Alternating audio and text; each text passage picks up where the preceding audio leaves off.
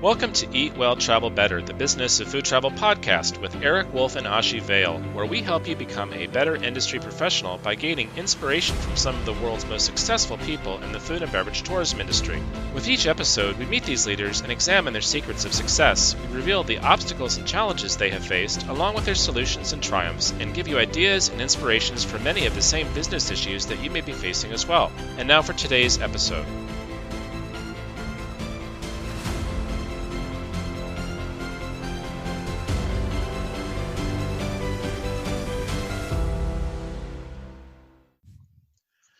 I'm Eric Wolf, and I'll be your host today for episode 27 of Eat Well, Travel Better, the Business of Food Travel podcast. And joining me today is co-host Ashi Vale. Today we'll be speaking with Lauren Aloise. Lauren Aloise is founder and CEO of Devour Tours, an award-winning food tour company that began in Spain. With a background in hospitality and tourism management, a passion for food and culture, and a strong belief that tourism can be sustainable, Lauren started leading tours herself in Madrid in 2012. As the first food tour company in Madrid, the business grew quickly to other Spanish food destinations, including Barcelona, Seville, and San Sebastian. In 2019, the company has expanded to include tours in Rome, Paris, and Lisbon. Lauren attributes Devour's growth to an extremely smart and hardworking team. Staff members come from nearly a dozen different countries and connect through a shared love of food, culture, and hospitality. In her spare time, Lauren recently fulfilled a lifelong dream to become a certified chef at the Hoffman Culinary School of Barcelona. Welcome, Lauren. Thanks for having me, Eric and Ashi. It's lovely to meet you. You too, Lauren. We spoke with James the last time, and we're so excited to have you on our podcast this time. And would love to start off by hearing what inspired you to start Devour. Of course. So I came to Madrid in 2011. Before that, I was living in the south of Spain, and it was right around the time of the height of the Spanish recession. So a very interesting time for a young, recently graduated from university woman to, I guess, try to find her way in a new country and in a new city.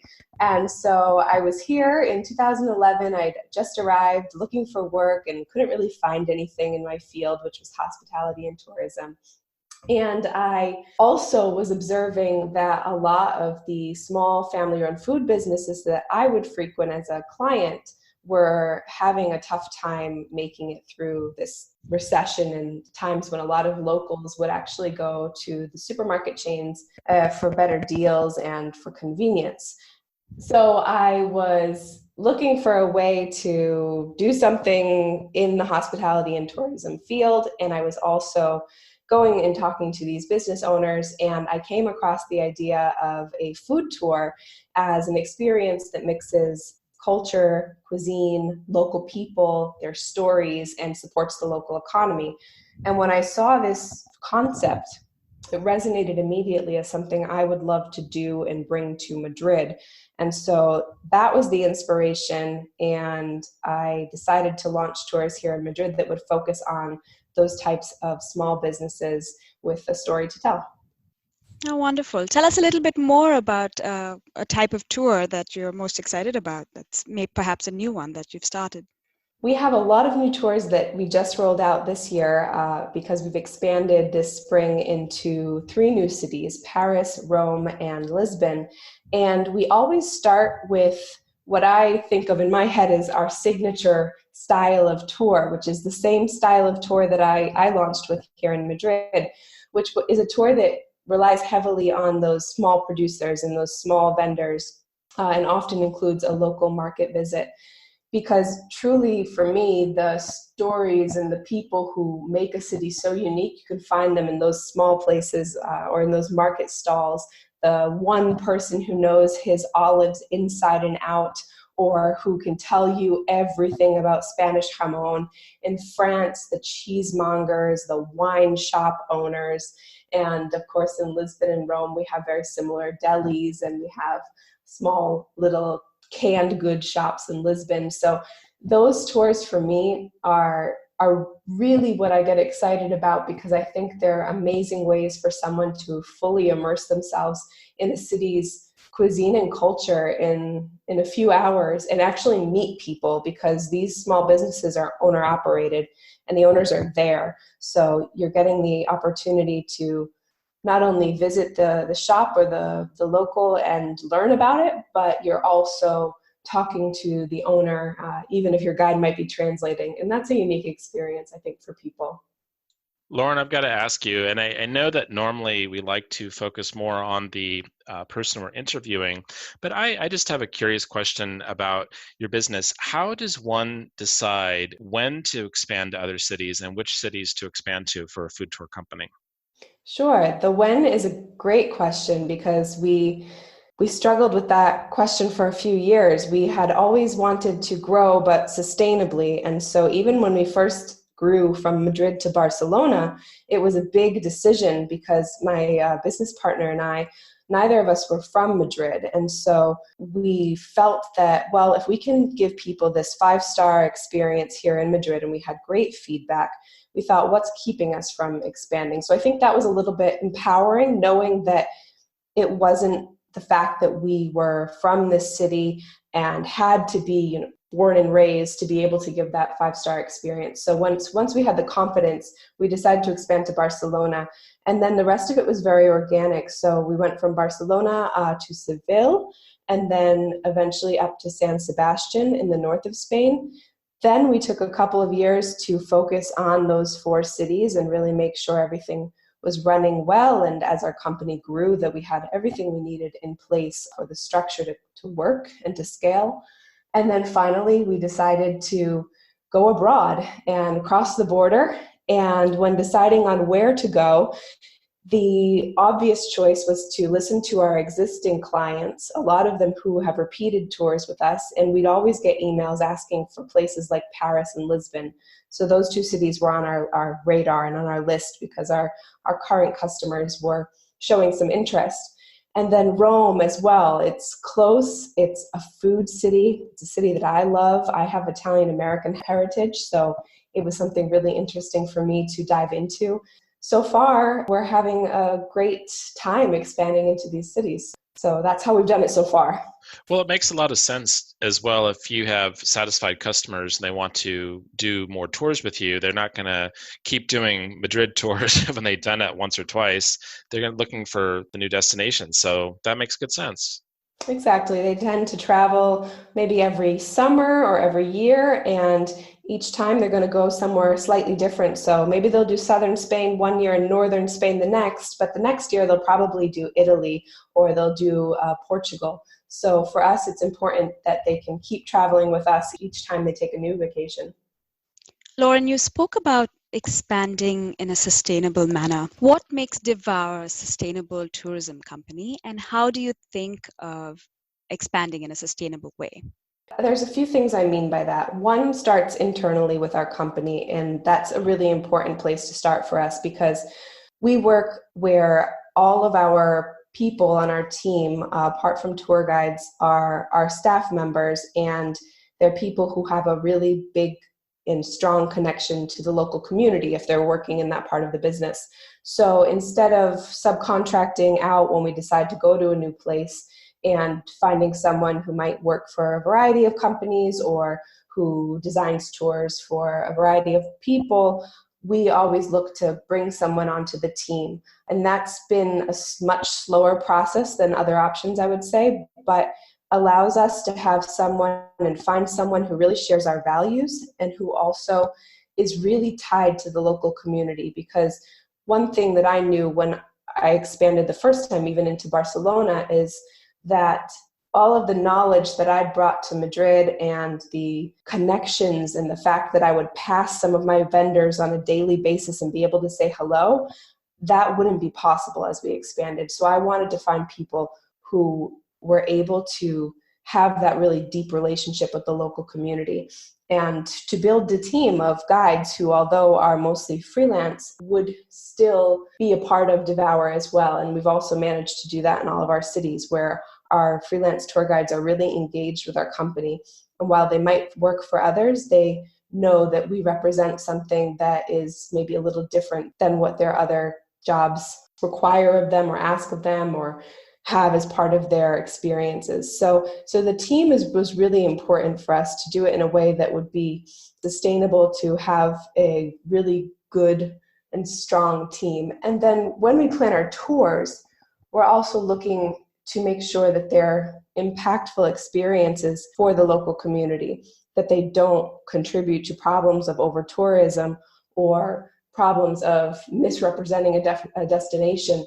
And so again, we're really counting on that local person, our operations managers, to bring their expertise and their opinions to the decision-making process. And then we're choosing to partner with local vendors who run usually a handful of locations at the most, but generally are one person shop or restaurant, and who are owner operated and usually historic if possible. We have some flexibility depending on the type of tour, but places that have a sense of place and where you can really feel like you're in a destination instead of a great place, but where if you closed your eyes, you might be in any city in Europe. And that's what we really try to do. So build tours that are impactful. It sounds like your expanding sustainably led to your eureka moment. Sure. Can you tell us a little bit more about what your eureka moment was? And maybe, because it just sounded to me like you hire more people who are smart, you can trust them, they're reliable, and all of a sudden Lauren has more free time, right? Yeah, so my eureka moment was a few years ago. I was in a place where I was still doing a lot of different things. I was still working in customer service and guiding from time to time and doing marketing. And I think it's the typical problem for an entrepreneur when you start to scale, that you end up doing a lot of things and there's a little lack of clarity in systems. And so when I realized that if I was able to slow things down and build the right team, I would be able to delegate these tasks and these responsibilities in a way that would only support the company at the company's growth even more. That was a really defining moment in how we've grown. I was able to put into place systems along with my business partner and hire the right people and find the right passionate people to help us grow and to make us better, because we are very passionate about what we're doing, but of course we don't know everything. And so we have people on the team who have brought ideas for products, for marketing initiatives, just about everything to the table that we would have never come up with. So it's an amazing moment to realize that you need to start stepping back and being a little more strategic in the business, a little bit more hands off on the details, and then to actually go through the process and the many ups and downs that come with that process, but the process of finding the right people, putting them into place, and then seeing the fruits of your labor in the success of those people and of their impact in the company. Lauren, when we asked you earlier about an industry concern, you had mentioned the loss of a sense of place. Can you elaborate on what you meant by that and how you see it changing? So for me, sense of place is one of the main reasons that I travel. And I define that as when you're in a destination, there's just no doubt in your mind that where you are. You look around, and from the architecture to the geography to what's available for food and drink to the language you're hearing spoken around you, you know where you are. And that is something that from the first trip I took when I was 16 to Europe, where we went to Germany, Austria, and Switzerland on a tour, I have just had in my head as something so special when you're surrounded by so many new sensations or different sensations. And I think that we're at a time where that's changing. And a lot of it is because of, I think, big companies and chains that we're all familiar with, whether clothing brands on the main streets of every city in the world or coffee chains, but also the newer tendency towards cute owner-operated vintage shops and coffee shops that are doing artisanal coffee or healthy food bowls. And these are actually small businesses and people who are very passionate about what they're doing, but it's still taking away from that sense of place. And so it's a shame that we're kind of living a moment in which from both ends, the chains and the small businesses, we're seeing a lot of change in our city centers in Europe, especially, where you open your eyes and you walk into the nearest shop or restaurant and you're not quite sure where you are. If you didn't know, you could be in Berlin, you could be in Madrid, you could be in Lisbon. And for me, there's a little bit of sadness that goes along with that, because I hope that future generations will get to experience that same thing I did on that trip when I was 16.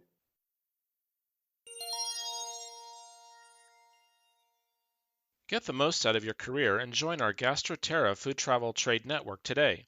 Visit us at gastroterra.org or click Join Now on our website at worldfoodtravel.org. Lauren, what you have just described is probably the greatest threat to the food and beverage tourism industry that we see today.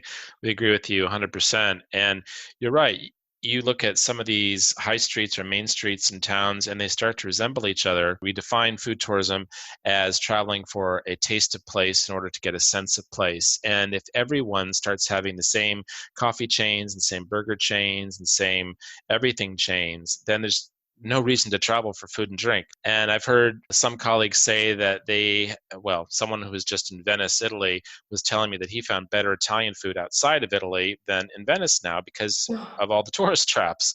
And it's really a shame to see things like that happening, because I don't know, for people like me and people like you, that's going to threaten our very will to travel, I think. I don't know. What do you think? I agree with you. It's the reason that, again, I travel is for that sense of place, and specifically with food and beverage, because that's something I'm really passionate about. And so it is such a shame when you are in a new city and you're trying to find those holes in the wall, those places that scream, I'm in Berlin or I'm in Lisbon, and they're few and far between. And then you have to really rely on blogs and guides, or you have to take a tour like that. They need to be a part of the solution.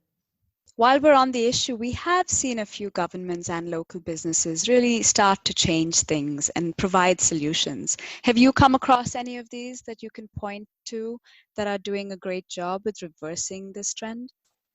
Well, there is a new initiative in Barcelona that I don't know all of the details about, but it is an initiative by the local government to preserve their old-fashioned bars. So the concept of the bar here in Spain is quite unique. It's not necessarily a place where you go to drink. It's a place where you go for a really no-frills experience, and you have everything from beer to liquor to tapas to coffee.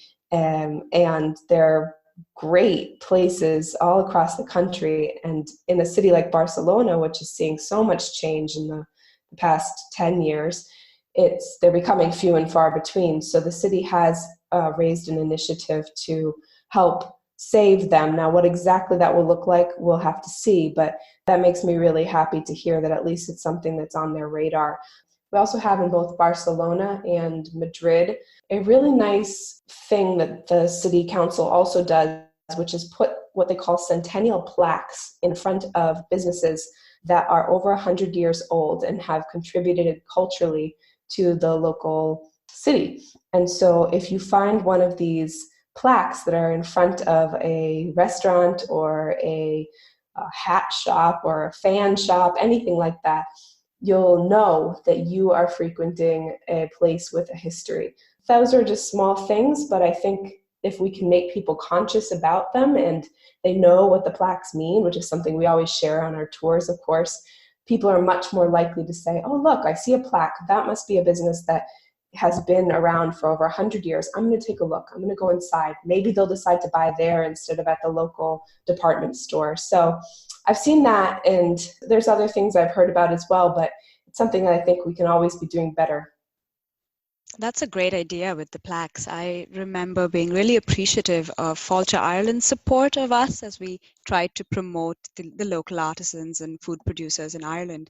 You had mentioned something about the toolkits that they provide businesses. Can you say a little bit about that as well? Yeah, I think Fáilte Ireland is also, of course, a great example of a government organization that has helped people tell their story and retain a sense of place. So I first heard of their initiatives at a conference, I think probably about 5 years ago. And so I popped onto their website and started looking at some of the materials they had. And I was just so impressed because they have toolkits for local business owners to learn a little bit more about marketing and to download stock photos that they can use to help tell their story. They have different types of advice and consulting for these businesses so that they are sure to promote their products in a way that will sell the sense of place that Ireland, of course, offers. I thought it was such a great opportunity because what we see with our tour partners is that in a way we do that for them to a certain degree. We market for them. We talk about them on our blog and in our social media, and we're able to tell stories that they are not able to tell, and they sometimes don't even know that people want to hear.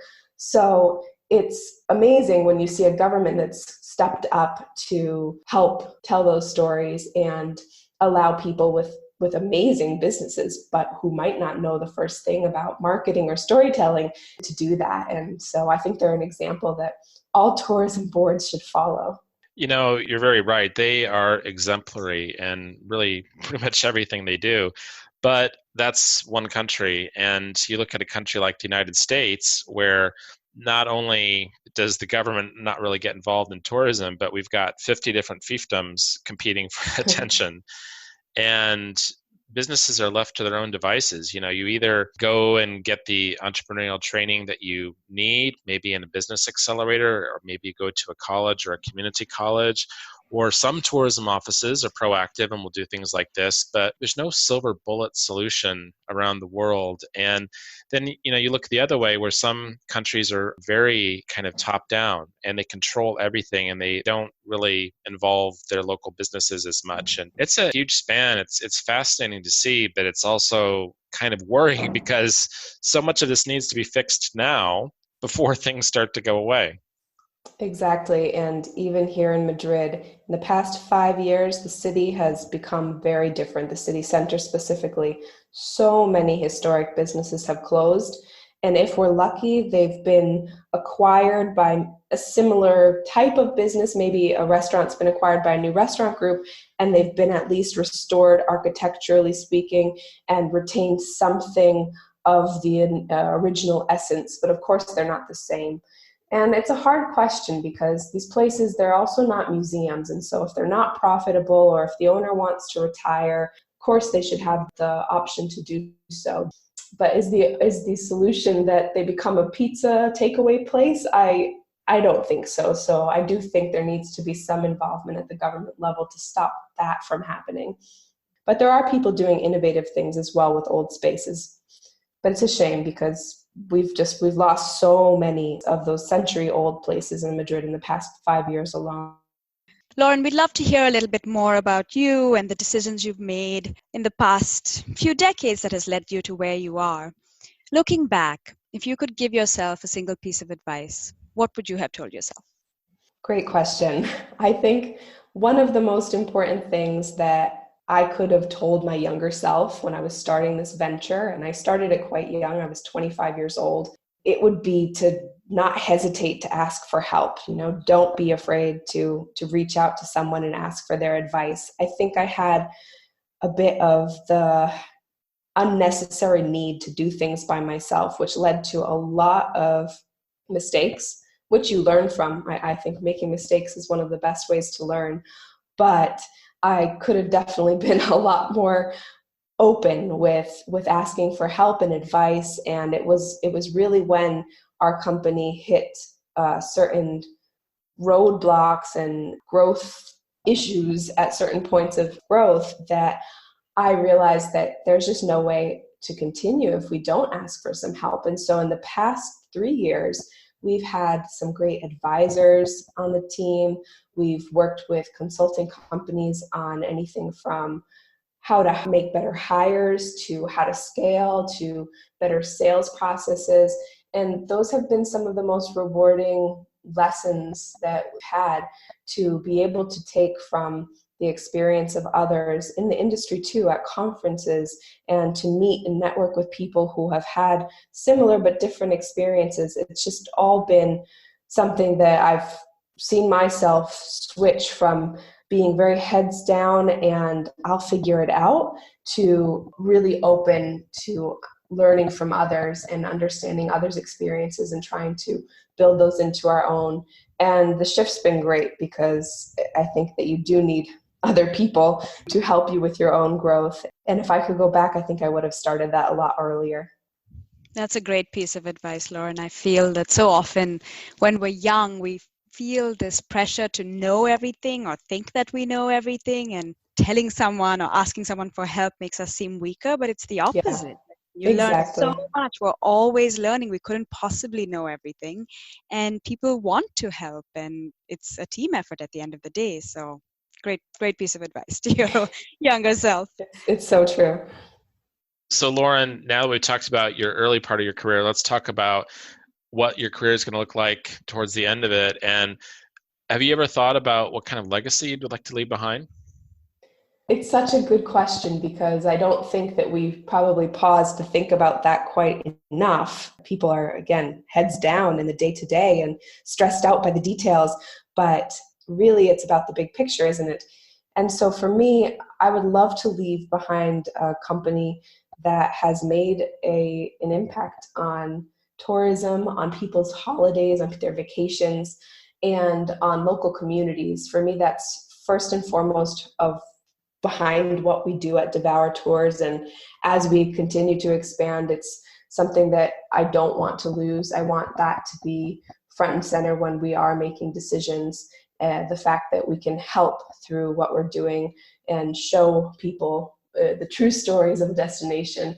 And so for me, the company's legacy is really important. And as an entrepreneur and as a female entrepreneur, I'd also like to leave behind a story of someone who hopefully has learned a lot along the way and was able to take something from a very small idea and make it into something a lot bigger and enlist a team of really like-minded, passionate people to do the same. And I think what I've learned in the past few years is that really a company is the sum of its parts. And for us, we're very fortunate right now to have amazing parts. And that's something that motivates me to work harder every day because I want to keep attracting those types of people to work with us and giving them the opportunities to learn and evolve their own careers.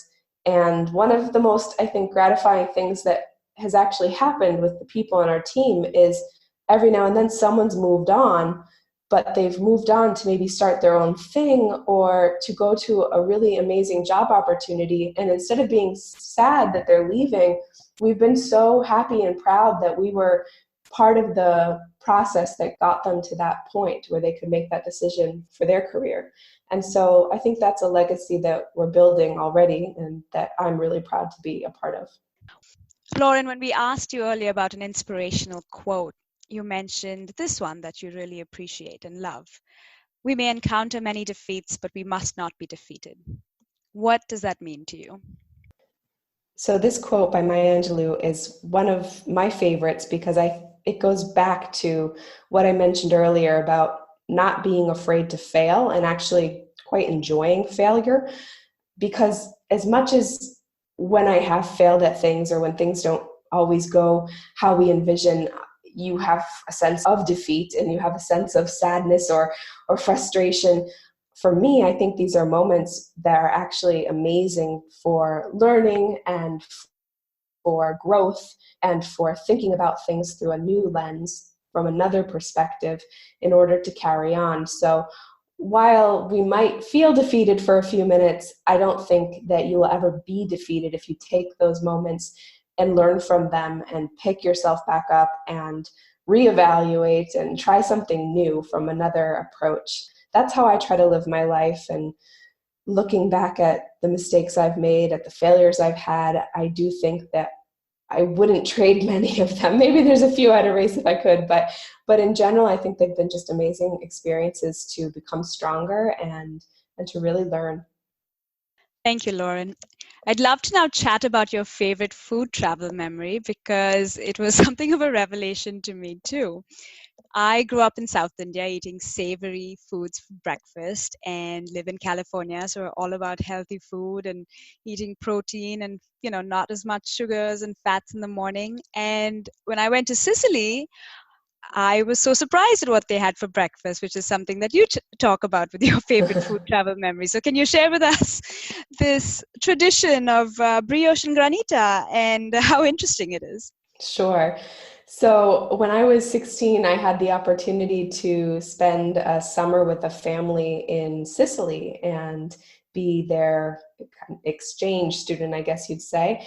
And I think for me, it was really surprising about how maybe nutritionally lacking their breakfast options were.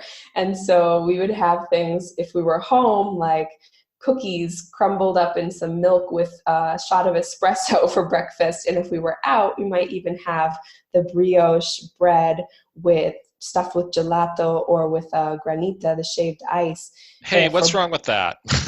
I mean, honestly, saying it right now, my mouth is watering. So nothing's wrong with it. And Sicily's amazing. I'd love to go back and experience that again. But at the time, it was a bit of a shock at 16 to realize that, okay, not everyone eats the same way, and to start questioning why we eat the way we do back home and where our traditions came from, and to question also theirs and to say, oh, well, why don't you try an egg for breakfast, and to see the faces of, oh, no, that would be too heavy or too much food. I thought that was really, really interesting, and just a great memory to think back to having that experience of youth as well, when you are experiencing for the first time a new culture. And I don't think there's anything quite like it when you're young. I love the way that you classified seafood and gelato as food groups. And I totally understand this thinking, because for me, red wine is a food group, chocolate, black pepper also. These are all important food groups, and we should make sure that we get as much of them in our diets as possible. All right, Eric, tell us a little bit more about black pepper. What's going on there? I can't get enough of it. I absolutely love black pepper. I don't understand it. And, there could be plenty of pepper in the dish that's been prepared, or even extra pepper, and I will still put fresh pepper on. When I was in Nepal in May of this year, they use what they call it a Szechuan pepper, but it's different than the Chinese Szechuan. It's really kind of like it's Nepalese Szechuan pepper. And it's not really black pepper, but it also was something I fell in love with. Maybe it's got some kind of effect on the system. I don't know, but it just I love it. Am I unique? You've got to No one come else? to South India. We make entire dishes with black pepper. Oh, wonderful. Let's go. I'm on the next flight. Sounds delicious. I'm a big spice fan as well. And pepper is something that when I actually first met my husband here in Spain, the first thing I cooked for him was like an Italian cioppino, so like a fish stew. And had garlic and black pepper were the only real spice ingredients, I would say. And I remember him saying, oh, this is so spicy. And I was like, all it has is black pepper. And at that time, I was still new to Spain, and I didn't realize that here the food is usually very, very no frills as far as spice goes. It's like garlic is permitted, salt, but black pepper is not to be used usually. And so the black pepper for him at that point was quite spicy. But by the time we got married, we went to Mexico on our honeymoon, and he was eating habaneros just like me. So I trained him very well, and luckily we're still together, because if he was so anti-spice, I don't know if it would have worked out. So Lauren, if you were stranded on a deserted island, but you knew you were going to be stranded, and you could bring one spice with you, what would it be? Just one? Oh my goodness. That is such a hard question. Spice or flavor, it could be anything. Oh.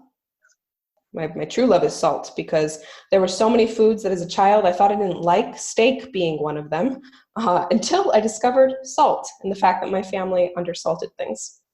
Salt is good. Ashi, what would you choose? Well, my thinking was I'd already get the salt from hopefully the sea water, because I'm hopefully in an island somewhere in an ocean. That's brilliant. Brilliant. Yes. True. You're thinking ahead, Ashi. She's the true strategist here. Yeah, exactly. Probably ginger, and then I could continue to grow it. Ginger. Wow. That's smart too. Very smart.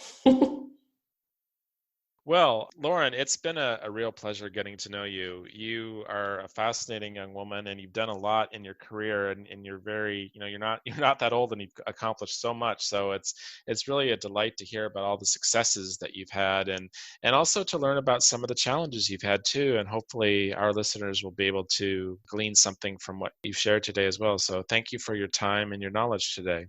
Well, thank you, Eric and Ashi. It's been a pleasure to be here and talk with you guys. Thank you, Lauren.